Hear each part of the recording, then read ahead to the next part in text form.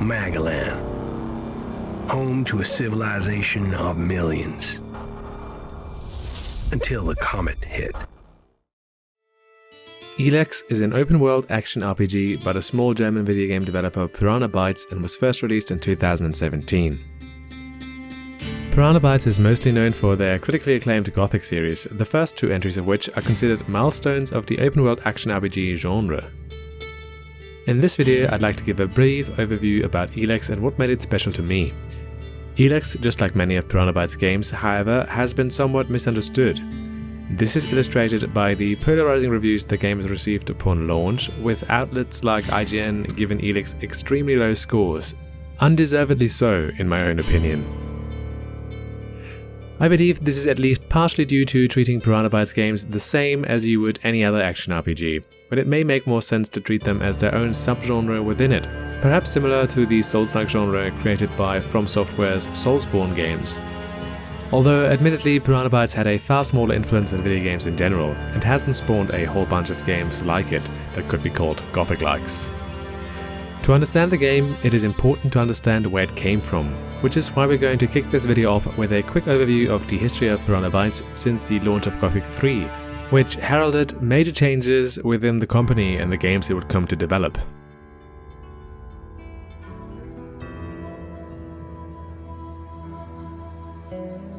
Following the catastrophic launch of Gothic 3 in 2006, Piranha Bytes lost the rights to the Gothic IP to their publisher, Koch Media, and was forced to invent a new IP to continue making video games. They chose to play it safe and came up with Risen, a game that, despite its name, had all the hallmarks of another Gothic, as I've explained in a previous video. Following the successful launch of Risen, however, they changed course with Risen 2, completely revamping their newly created franchise and diving into a pirate theme, much to the dismay of many fans. Due to the mixed reviews that Risen 2 received upon launch, Piranha Bytes decided to take a step back with Risen 3 again and brought more fantasy and medieval elements back into the game, but here as well we ended up with a mixed bag that didn't really satisfy anyone. According to Björn Pankratz, who until recently was the creative director at Piranha Bytes, the company wanted to create something completely different from their previous games, at least when it came to the setting.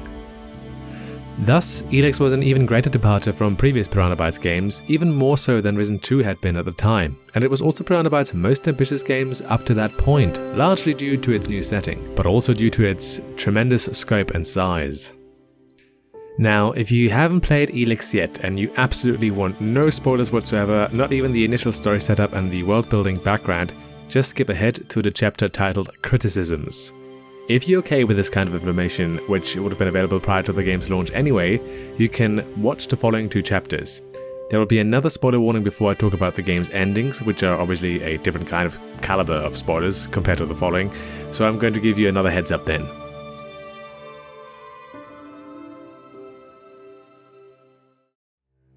Elex is set in a post-apocalyptic sci-fi fantasy world for which the term science fantasy has been coined. The events of Elex take place on the planet of Magalan, which had been hit by a comet about 160 years prior to the game's beginning.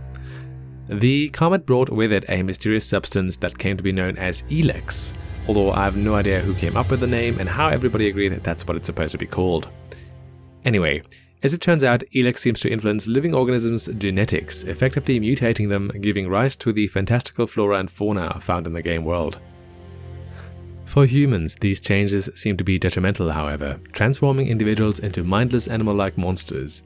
That is, unless the intake of Elex is regulated and monitored, or the substance itself is changed significantly before consumption. Through experimentation with Elex, the game's factions, the Berserkers, Clerics, Outlaws and Elves, found out that the power of Elex can be harnessed in different ways. The most straightforward use of Elex can be attributed to the Clerics. They literally just use Elex as an energy source for their machines, including combat mechs and their energy and plasma weaponry. Through their technology, the Clerics also get access to Psi powers, which I guess is a different way of saying magic without saying magic. Also, I'm not sure if it's Psi powers or C powers or C or Psi powers. I don't know if the P is silent. I have no idea what's going on there, but I guess strictly speaking, the Clerics access this power through special pieces of equipment, so technically speaking it isn't magic, but in the actual game it does pretty much play like magic, so it's magic.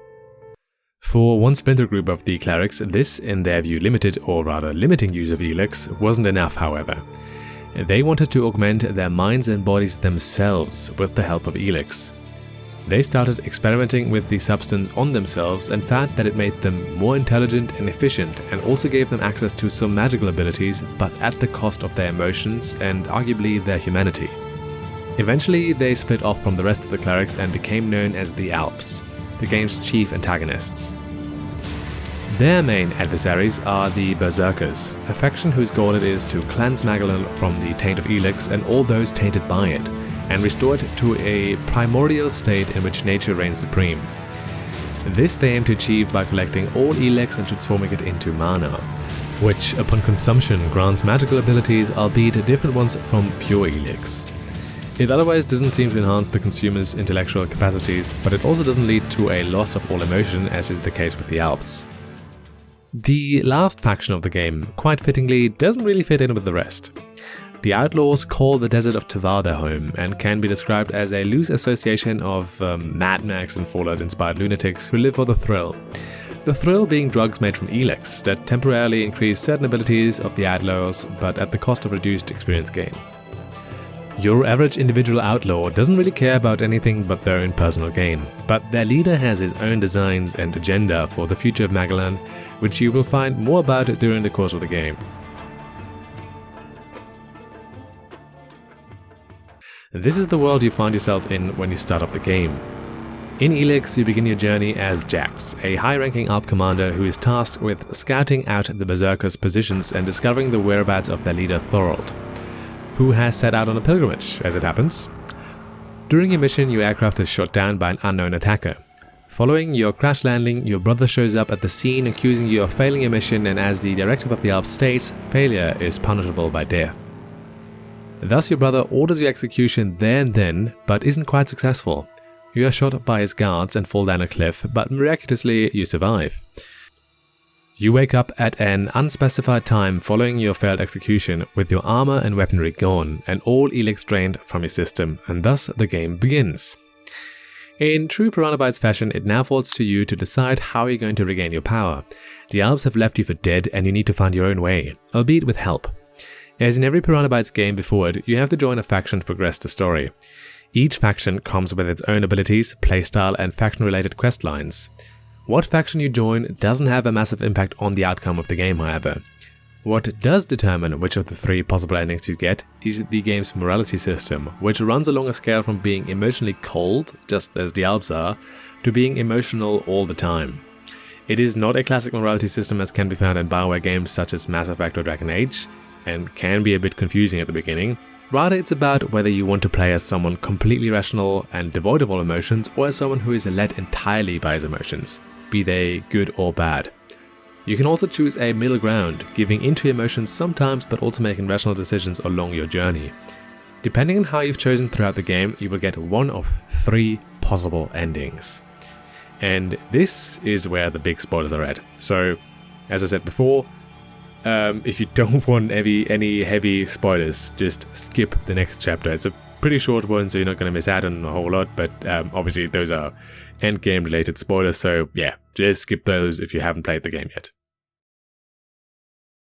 Alright, as you can probably imagine, the game eventually leads to a confrontation with the Alps, who ordered your execution. At the end of this confrontation, you storm the Alps' base and face down their leader, the Hybrid, a half-man, half-machine. Depending on where you are on the game's cold scale, you can either restore his human side by injecting him with mana, thus forcing him to feel emotions again and seeing the error of his way, or you can side with him if your cold level is high enough.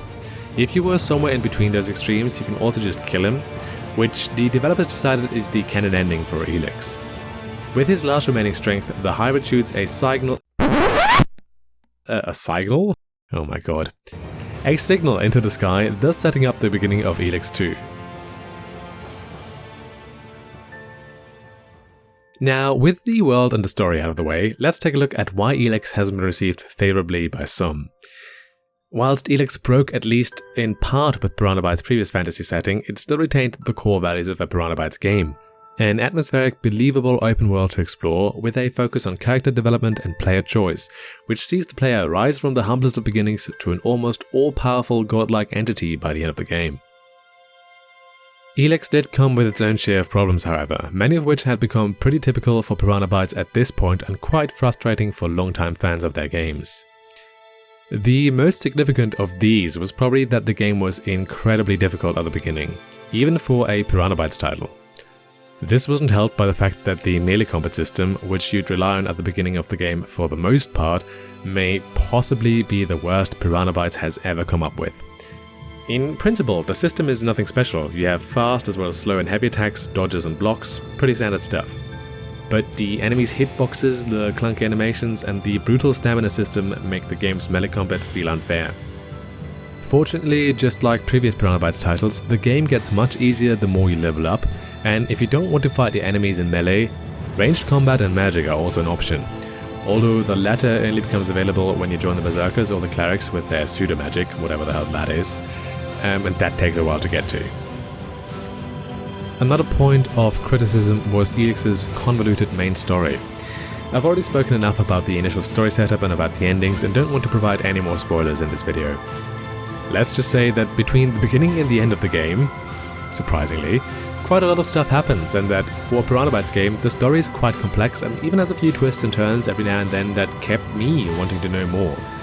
It is by no means a Witcher 3 in terms of its writing, but I had the feeling that Piranha Bytes had made good progress in terms of their storytelling compared to previous titles and was hoping to see more of that, perhaps a little more streamlined in Elex 2.